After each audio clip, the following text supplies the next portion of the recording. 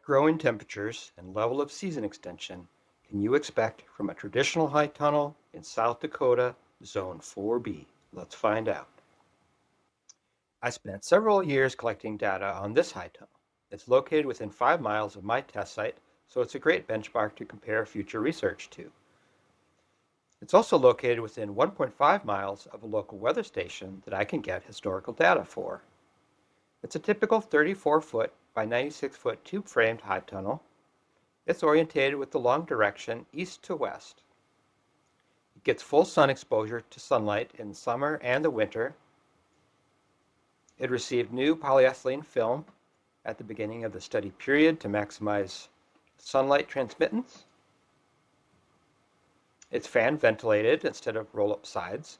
The exhaust vents are visible on the other side of the greenhouse, and on this side you can see the intake fans. It is set up for natural gas heat, but that wasn't used during my study period. This high tunnel is being used for tomato production. The tomatoes are trellised with the lower and lean method, typically reaching 8 foot in height. The rows are aligned the length of the structure east to west, as is common for high tunnels. The ventilation fans and the vents are controlled by thermostats. Here you can see what it looked like after a killing frost in late October.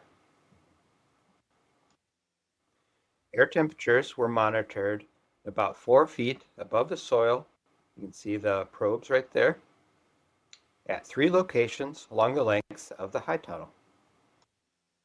Let's first look at outdoor air temperatures during this year. We had a low temperature of negative 21 degrees Fahrenheit for a few nights in February, which is common for our USDA Zone 4B climate. Our last spring frost was April 25th, and our first frost was October 4th, a week or so later than average, which was a total of 162 days above freezing. However, I had a killing frost on October 1st for my outdoor plants, when it only got down to 38 degrees Fahrenheit. What kind of evil physics causes a plant to freeze at 38 degrees Fahrenheit? I thought freezing happened at 32. To figure that out, we have to look at the 2 main ways that heat moves when dealing with plants. First, we have convection. Cool air is moving over the plants, cooling them down to the air temperature that the air currently is. We also have convection currents with the ground, kind of countering that a little bit and helping to keep them warmer when our ground is warm. However, we also have heat loss due to radiation. Thermal radiation moves heat from the leaves to the cold sky. When you have a clear, cloudless night, the sky temperature is much colder than 38 degrees Fahrenheit, and this is the predominant reason for causing plants to freeze when you have clear skies and your temperatures are close to freezing outside, but not quite. Now, let's jump to see what's happening inside the high tunnel. We'll use the same plot with the outdoor weather temperatures, but add in the red line here, which is the daily maximum temperature inside the high tunnel. The black line is the daily low temperature in the high tunnel. Looking at the nightly low temperatures in the spring, the black line follows very closely with the outdoor temperatures. This is because the ground has been frozen and acts to keep the high tunnel cooler at night. But as we approach the fall, the soil has warmed up a bit and helps keep the inside of the structure slightly above the outside temperatures at night. This results in 190 frost-free growing days for the season.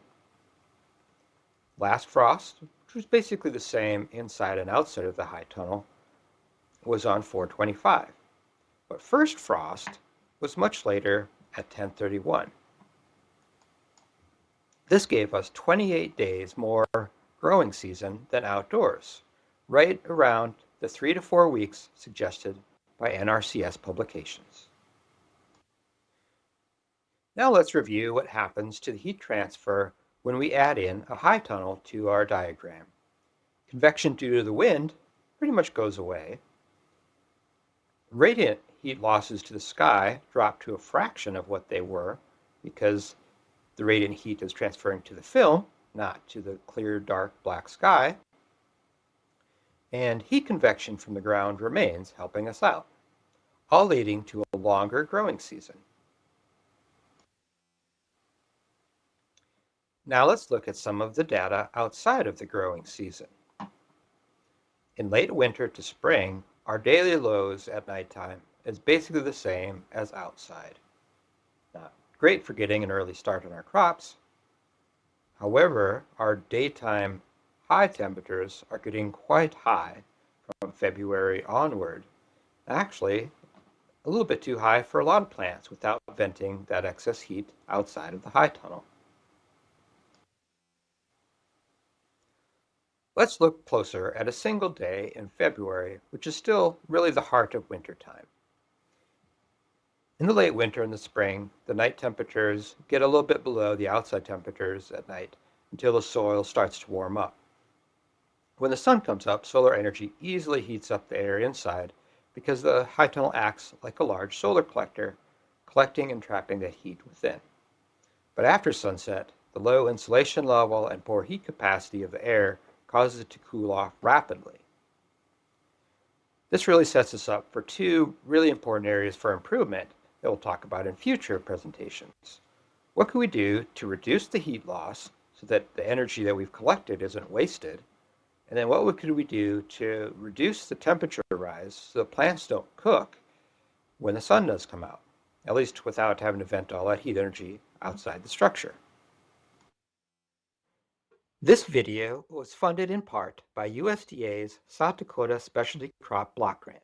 If you enjoyed this video, make sure to leave a thumbs up and share it with your friends. I'd also love to know your thoughts. Comment down below and let's chat. And if you haven't already, be sure to subscribe for more content like this.